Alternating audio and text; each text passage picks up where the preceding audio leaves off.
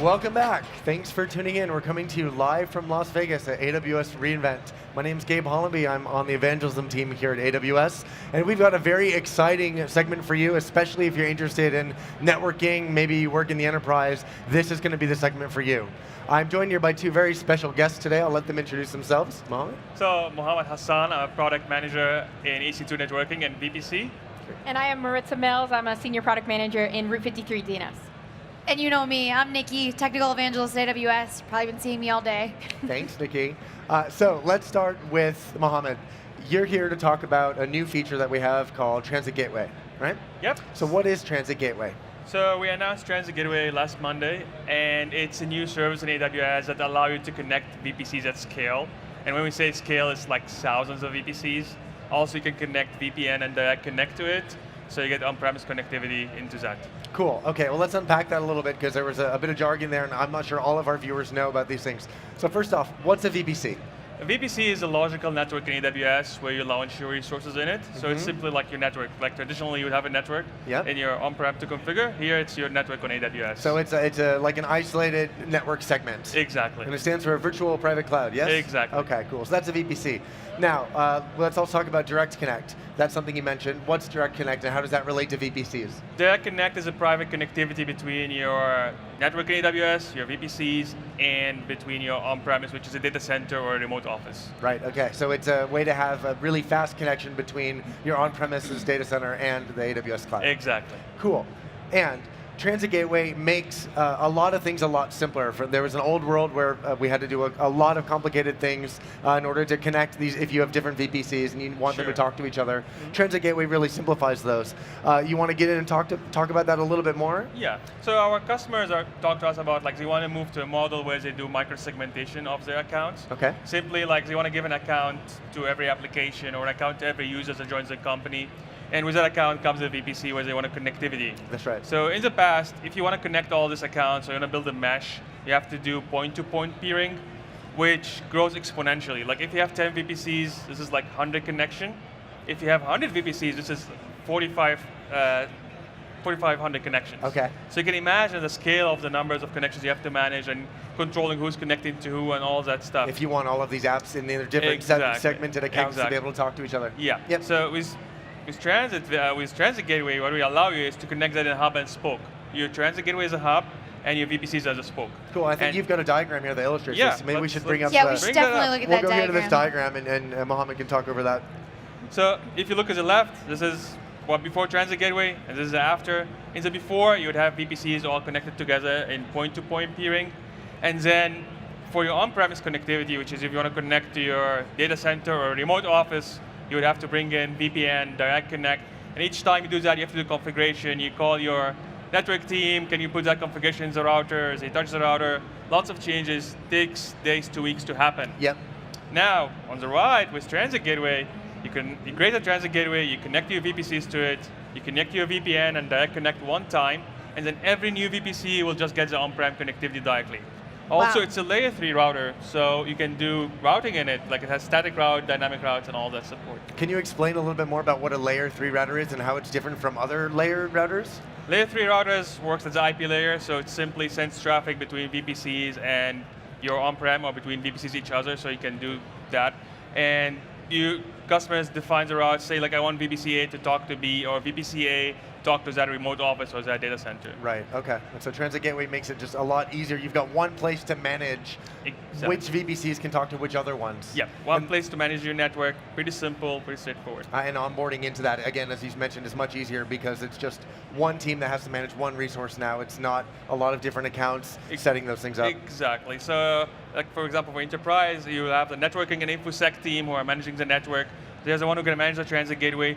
It's regional, so you create one per region, or one for your dev, one for your test, one for your proper region. Yep. And then you can connect VPN, and soon we're going to be announcing Direct Connect Gateway, so you can build a global network in AWS. You're connecting all your sites worldwide, connecting your regions together, and sending traffic between them. Sweet. Okay. And do you want to just do a quick console demo and walk the viewers through how they can set this up in the console? Sure. So if you go to the console right here, you see there's a Transit Gateway over here. That's where you go and create it. Simply just click on that create. I already created one, so that for interest of time. But then over here, you create your attachments, which is like your VPC, VPNs, everything, you connect that. Okay. And as I mentioned earlier, it supports up to 5,000 VPCs, so you can do that. And this is generally available? Like customers can see It's this in their generally VPC available. dashboard Yep. today? Yep. Okay. And what you can do is also it supports cross accounts, so you can do VPCs across accounts, as I mentioned earlier, and you can here like share that resource with other accounts, you can connect to it, and then you can manage your routes from here, where you go here and look at the, for example, we have a route table, we have 2 route entries, one says go to VPC1, one says go to VPC2, Yep. and these are dynamic routes that we learned when you connect to your VPCs.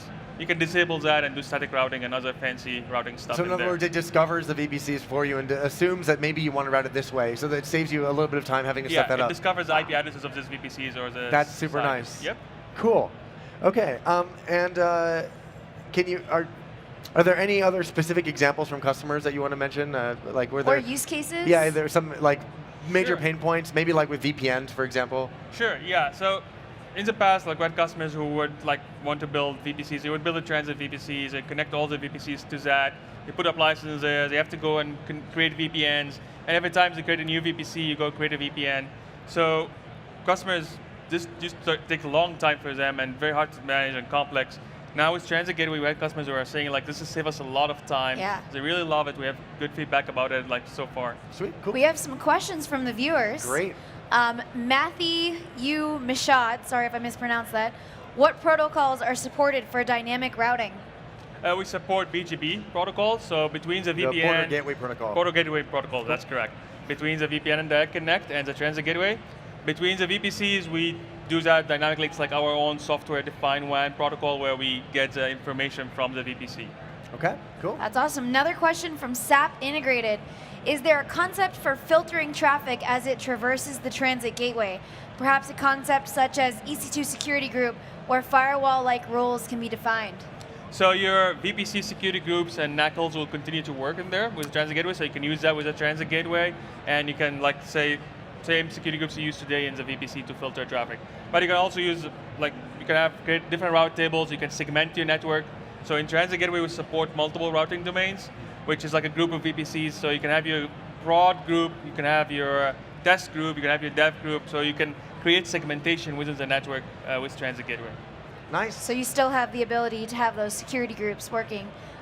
Biff Naked 1, can you connect cross-region, i.e. have a transit gateway in US East 1 and connect VPCs to it from US East 2 and US West 2? That's not available now, but it's coming soon. Not yet. Coming soon though. That's Yep. great to hear. MDK194 says, can I connect 2 overlapping VPCs, say A and B, to another VPC C? A and B have the same CIDR range, but C has a different CIDR range from A and B. So that you cannot connect into the Transit Gateway. Like if you can connect them, but you will not be able to put 2 similar routes in the Transit Gateway. That will not be allowed. Okay. But you can put more specific routes, so you can override the dynamic routing and do static routing, and put like subnet routes level between the 2 VPCs if you want to. But on the VPC side, it won't allow you to send traffic to the other. So you can do that with sharing like another VPC or sharing a VPN. But Okay. between the 2 VPCs, they cannot talk to each other in that way. Okay. Great, thanks. Let's move on. We've got some time left, and I want to make sure we can talk about the other exciting stuff, which is the Route 53 resolver for hybrid clouds. Yeah. Maritza, tell us about that. What is Route 53 first to start with, and what is Okay. Route 53 resolver? So Route 53 is an authoritative DNS service, and for those of you who might not be familiar, authoritative DNS is the way that web browsers get the IP address, so that's the Internet Protocol address, which is usually some kind of a number that humans aren't used to being able to read from a name, for example, like Amazon.com. So what Route 53 does is it allows our customers to host those names authoritatively on AWS. So it's like an address book. Yep. Cool. And what is a Route 53 resolver? So Route 53 Resolver is a set of features that we built on top of the Amazon-provided DNS server, which is available by default in all of Amazon Virtual Private Cloud. And what it does is it performs the recursive lookup to find those final answers to those names that we talked about. And what we have built is the ability to conditionally forward specific names to other DNS resolvers so that customers can get hybrid connectivity. Okay, Wow. and do you want to talk through a little bit more about how this works in relation to a hybrid cloud model? We've got a slide here Yes, that we can actually show. we have a diagram that we can walk through. Okay. So in this diagram, this is what most of the customers who are going to be using Resolver are going to need. So what we have in this example is you have a data center on the right-hand side. Yep. And what happens is that usually customers are using either managed VPN or AWS Direct Connect to merge their data center with their Amazon Virtual Private Cloud. Right. Sure.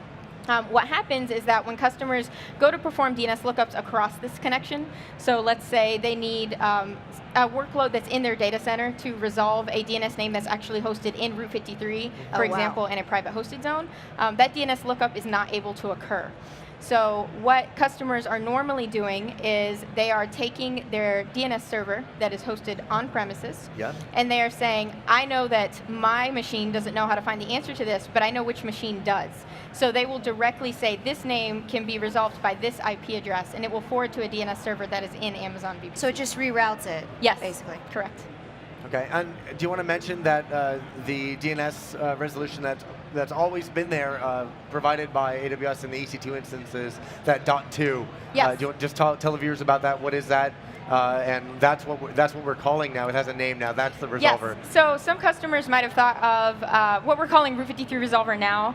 Used to also be called by some customers the .2 resolver or Amazon provided DNS server if you're familiar with the documentation. And all that does is it actually performs the lookups. It's the intermediary between the Route 53 authoritative answer and the maybe the client that's actually performing the lookup.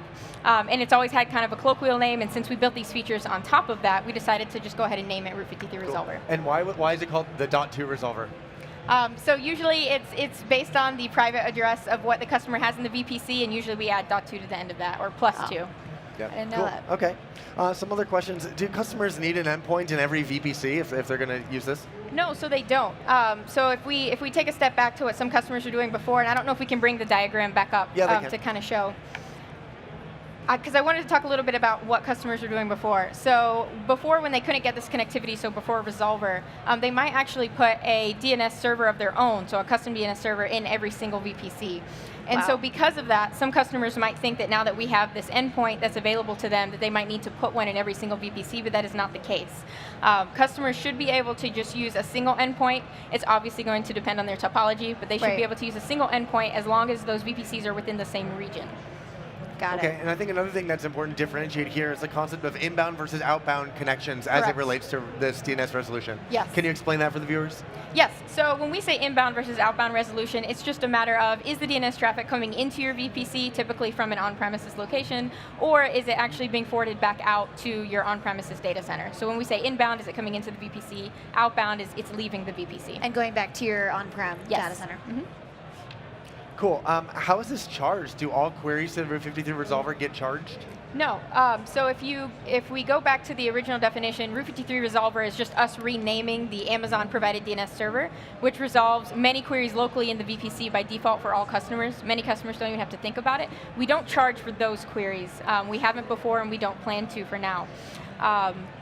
But the queries that we do charge for are queries that specifically cross those endpoints. So if they're leaving the VPC to go back across AWS Direct Connect, or if they're coming in from AWS Direct Connect or Managed VPN, we do charge for those queries. And just to confirm, Route 53 resolver is generally available? Yes, Or in it's preview? generally available. Okay, Yep. generally available. Great. I was going to say, what regions is this in now? I don't remember those regions off the top Okay. of my head. I think it's in 8 regions currently, but Yep. we plan to be in all commercial regions shortly after. Great. I think that's Yep. the statement I wanted to make sure we got to. That Yes, It yes. should be in all of the regions soon. Yes. Cool. And how do customers get started using this? So customers can get started just by visiting the Route 53 console. Under the left-hand navigation, there'll be a section called Resolver, and they'll be able to follow a wizard from there. Okay, cool. Any questions from the stream yet? I don't see any additional questions. If you guys Okay. have questions, let me know. In the I'm meantime, watching then it. I have a question for Mohammed. Sure. I think Transit Gateway is really interesting, and I wonder if we could geek out on this a little bit more. How does this work under the hood? Because are we doing things at the IP level that are maybe a little bit different? It seems to me like there's some powerful features here that there's got to be some magic happening. Yeah. So the infrastructure powering Transit Gateway is called Hyperplane. Okay. This is similar to the infrastructure we use for our network load balancers, private link, and other services in AWS. Yep. It's highly scalable, highly reliable. We spray traffic across different resources, so if one resource fails, we switch to the other one. Also, one thing is, I didn't mention earlier, is about our VPN. Actually, it's higher scale right now. So before you would have like one tunnel with 1 gig. Yep. Now you can create multiple tunnels and use a BGP ECMP, which is a protocol to distribute traffic across these tunnels. So you can get like up to, let's say if you have 32 tunnels, you can get like 40 gig of bandwidth just easily on VPN, which was not possible before. That's super cool. So it's a powerful platform that's built on top of it, we built Transit Gateway on top of it. Cool. Is there any other exciting things that you're working on that you can share now on stream, or do we have to keep everything else under We wraps? actually had a question come up. Okay, good. Save it by the bell. Rob Martin 3, is Route 53 FedRamped yet? We are working on our FedRAMP certification. It's not an answer that I could provide right now. Local Ghost 0, TGW, or Transit Gateway Support Policy-Based Routing. Oh, does Transit Gateway support policy-based routing?